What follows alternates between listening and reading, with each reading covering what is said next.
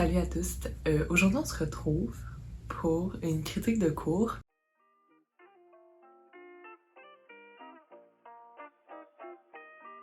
Pour ceux qui sont pas familiers avec le format, j'en ai fait un while back et aujourd'hui j'ai fait une sélection à l'instant du court-métrage qu'on va écouter. Donc, le concept c'est super simple. En fait, on écoute un cours ensemble, je l'ai pas vu, je viens de le choisir, j'ai aucune idée de qu'est-ce qui se passe dedans, j'y vais juste simplement sur les vibes et après, on en discute.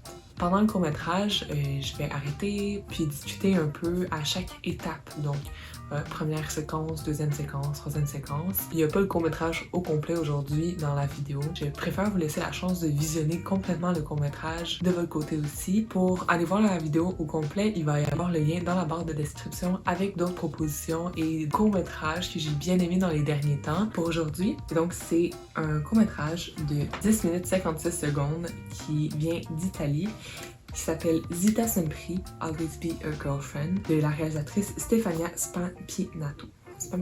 Comme d'habitude, tous les droits de création, tous les droits d'auteur, tous les crédits vont à la réalisatrice et à l'équipe de ce court-métrage. Cette vidéo n'est pas du tout dans une optique de voler la propriété intellectuelle, mais plutôt pour voir avec vous les méthodes et les courts-métrages qui existent et l'art qui est disponible à nous. Allez voir l'entièreté du court-métrage car, encore une fois, ce court-métrage va être montré par cette vidéo, mais qu'en petit excerpt et non dans sa totalité pour garder les droits d'auteur et tout. C'est une histoire sur les générations de mère et fille.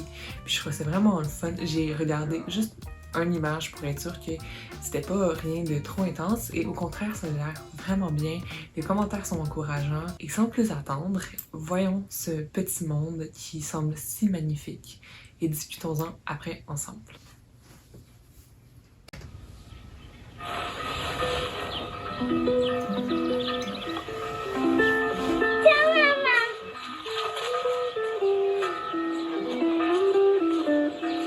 Ti ricordi quando mi dicevi che il cielo era la mia platea e le farfalle il mio pubblico? Io ci credevo e mi esibivo per loro.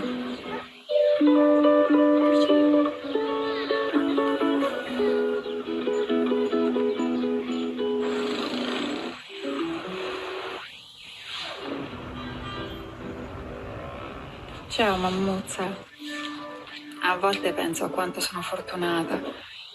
Questa opportunità a fare quello che amo per mestiere.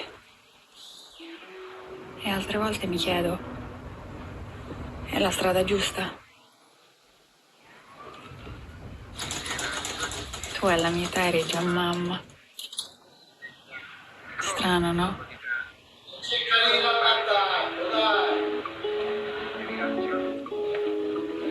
Sono egoista a vivere in questo modo. Ho paura.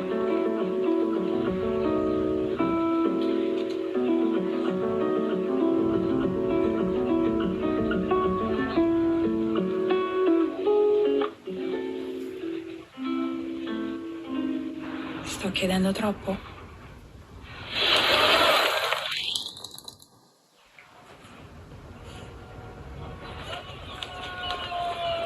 Certe volte mi sembra di sentire le cicale e mi manca casa. Mi mancano le voci della pescheria, i mascolini che sanno di Etna, la leggerezza delle nostre estati.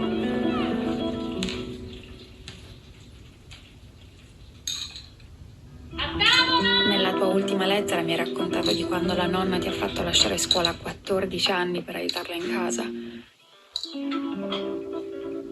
Quali erano i tuoi sogni?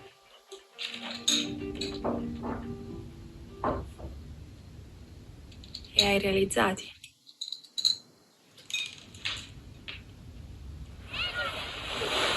Da chi hai imparato il tuo senso materno quando la nonna era così dura e fredda? Chi ti ha insegnato ad essere donna?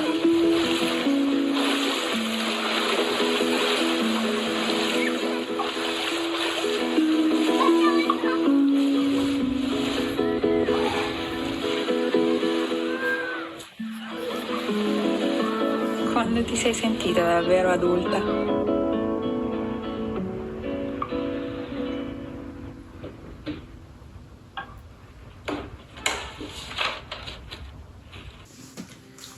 Déjà, première section, ce que j'aime, c'est le changement de format entre les souvenirs qui sont là pour donner vie à la lettre et le moment qu'on aujourd'hui, donc le 2011, donc entre l'époque et entre le moderne, donc aujourd'hui. Le changement de plan, le changement de format même de la vidéo, puis de qualité de grain, ça amène toute cette nostalgie-là de l'enfance. Et avec le format LED, ça amène tellement une belle destruction de personnages. C'est super touchant dès les débuts de tomber dans l'univers, non seulement de celle qui est discutée dans la lettre, donc la mère, mais aussi de la fille, de voir ses ambitions, de voir ses rêves, puis de nommer ça, et non pas dès le début. C'est vraiment pensé de façon intelligente, comme production, comme visuel, et j'ai hâte de voir la suite. Tu come stai? Ti amo, mammuzzina del mio cuore.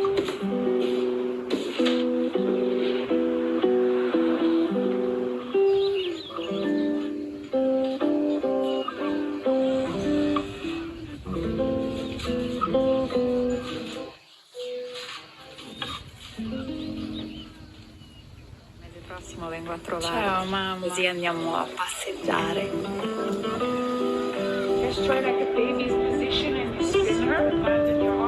E non per fare la spesa o a sbrogliare i cosi, andiamo a passeggiare per passeggiare.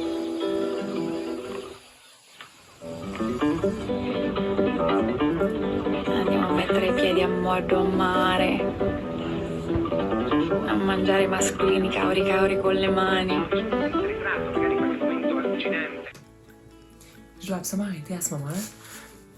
Le costume de la mère qui se fond avec le divan qui la fait en sorte qu'elle devient une pièce immobilière, à la limite, elle est ancrée dans cette maison-là. Je trouve ça tellement intelligent et subtil que ça ajoute une couche au personnage, puis si on ne le voit pas, c'est pas si grave, mais de le voir, puis que visiblement il y a une intention que c'est ça qui soit compris, c'est magique. Ça montre justement les deux réalités complètement différentes de la mère, de la fille. Et le fait aussi que dans les lettres, il y a la possibilité de dire des choses qu'on ne dirait pas à voix haute, qui ne pourraient pas exister dans des dialogues, à moins qu'ils soient bien intenses et dramatiques. Là, c'est les subtilités qui amènent ces possibilités-là d'échange, de nuances, de choses qui sont pas dites normalement. C'est cette distance, c'est ce papier, ce moyen qui pas directement l'un à l'autre, puis et pourtant relève de toutes ces nuances-là de la relation.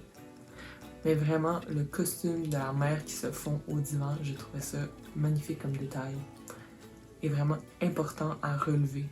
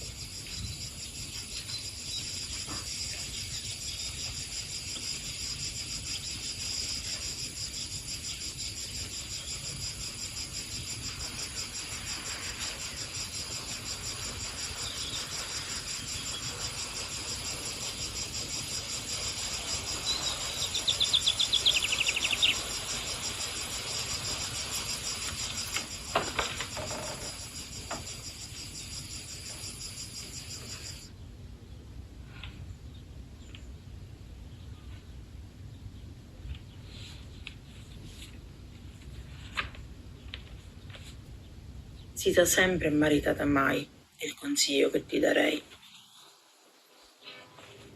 La vita che stai vivendo non è da egoista, è la tua.